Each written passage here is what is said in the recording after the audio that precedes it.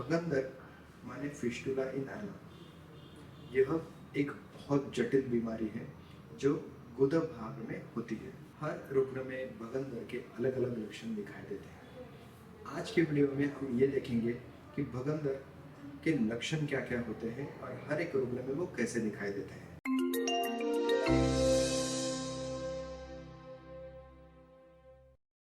भगंदर यानी फिस्टुला गुदा प्रदेश में या मल भाग में होने वाली एक बीमारी होती है जिसमें शौच की जगह में एक फूंसी आती है या एक फोड़ी आती है। वो फोड़ी फूट के उसमें से पीप आता है या मवाज आता है और उसके साथ में कभी कभी ब्लड भी आता है। एनल कैनाल मतलब गुदा से बाहर की तरफ एक पाइपलाइन जैसा एक ट्रैक तैयार होता है जिसी को भगंदर या फिस्टुला कहा जाता है। भगंदर या फिस्टुला में जब पीप आने लगता है या मतलब मवाज आने लगता है या पस आने लगता है या कभी कभी खून आने लगता है तो उसमें दर्द कम हो जाता है। लेकिन जब इस बीमारी में बुखार आने लगता है तब ये अर्जेंटली ऑपरेशन करने जैसी बीमारी हो जाती है। भगंदर के हर एक रोगी में अलग अलग लक्षण कम ज़्यादा प्रमाण में दिखाई देते हैं। सबसे पहले है चुभन। चुभन मतलब प्रिकिंग पेन होना।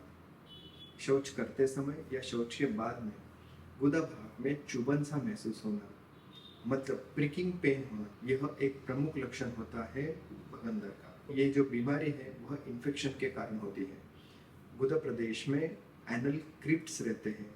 ये एनल क्रिप्ट्स जब संक्रमित होते हैं मतलब इसमें इन्फेक्शन हो जाता है तब इसमें प्रिकिंग पेन चालू होता है, हल्का सा दर्द चालू होता है। इसी में बीमारियां बढ़ती है, बैक्टीरिया बढ़ते हैं और ये फिस्टुला ट्रैक निर्माण करते हैं। दूसरा लक्षण रहता है सूजन। जब यह संक्रमण एनल क्रिप्ट में होने लगता है तब गुदा प्रदेश में आजू बाजू में जहाँ पे संक्रमण हो चुका है वहाँ पे सूजन आने लगती है मतलब स्वेलिंग आने लगता है। यह सूजन अचानक से आता है। तीसरा प्रमुख लक्षण होता है दर्द होना। गुदा भाग में सूजन के कारण दर्द होने लगता है। कोई कोई रुग्णों में यह दर्द कम मात्रा में रहता है, कोई कोई रुग्णों में बहुत ज़्यादा मात्रा में रहता है।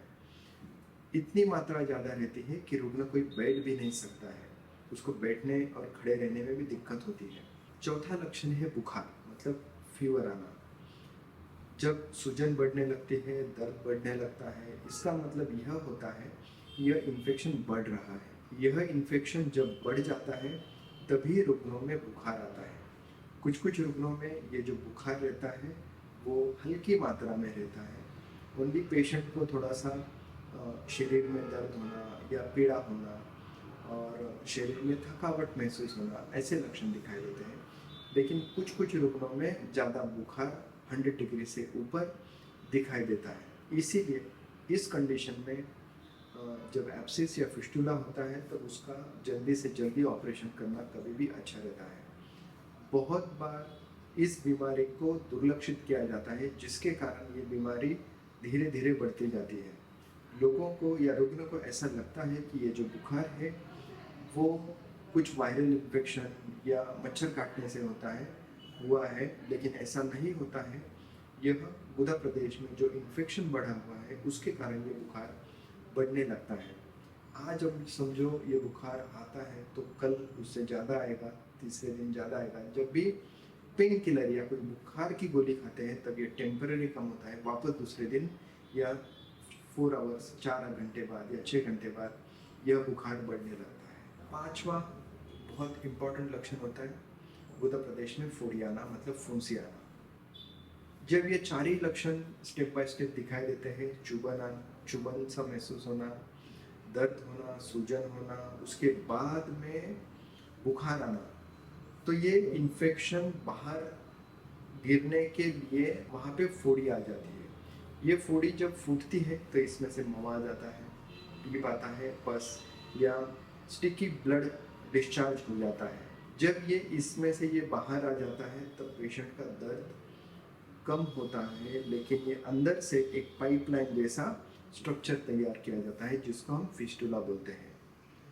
हर एक रुग्ण में फिस्टुला के कम ज़्यादा प्रमाण में लक्षण दिखाई देते हैं। जिन रुग्णों को एब्सिस के बाद में फिस्टुला होता है, उन रुग्णों में ज़्यादातर दर्द बहुत हल्का रहता है या नहीं रहता है, बुखार आता नहीं है। ओनली उनमें जो बाहर की जो जख्म होती है वो नहीं भरती है, और उसमें से पस आना या स्टिकी डिस्चार्ज आना या कभी कभी खून आना, ये ऑन एंड ऑफ होता रहता है। ज़्यादातर लोग इस बीमारी को दुर्लक्षित करते हैं। इसको बाल तोड़ा मतलब केस टूटी होना जिसको हम बोलते हैं, वहाँ का बाल टूटना, और उसके कारण जो एब्सेस होता है या बेंड हम इसको बोलते हैं, वो समझते हैं और इसको दुर्लक्षित किया जाता है। जब ये फिस्टुला एक ओपनिंग होता है तब उसकी ट्रीटमेंट करना बहुत ही अच्छा रहता है, आसान रहता है। रिकरेंस के रेट जो रहते हैं वो कम रहते हैं।